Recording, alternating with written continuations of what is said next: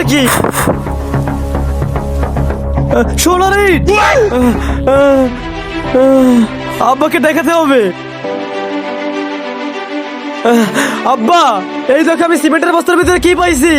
এটা আবার কি? সোনার ইট? ওই শামসু, দ্রুত উপরে আয়। তোকে কেউ আবার দেখেনি তো? না, আমাকে কেউ দেখেনি, আমি ভালোভাবে ডেকে নিয়ে আসছি। তুই এখন যা, নিজের কাজ কর, না হলে কন্ট্রাক্টর সাহেব দেখলে নিয়ে যাবে। আচ্ছা ঠিক আছে, জলদি যা। কি হয়েছে মিস্ত্রি? আমি তোমাদের কখনো লাইক সাবস্ক্রাইবের জন্য জোর করি না। তোমাদের কাছে আমাদের ভিডিও ভালো লাগলে লাইক করো এবং এরকম সুন্দর ভিডিও আরো দেখতে আমাদের চ্যানেলটি সাবস্ক্রাইব করো।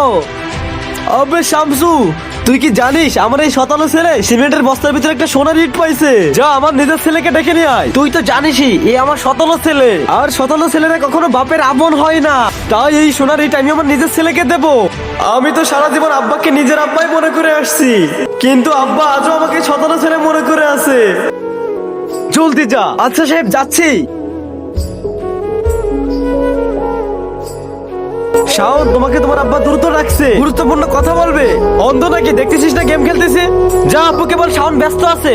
মেজাজটাই গরম করে দিল।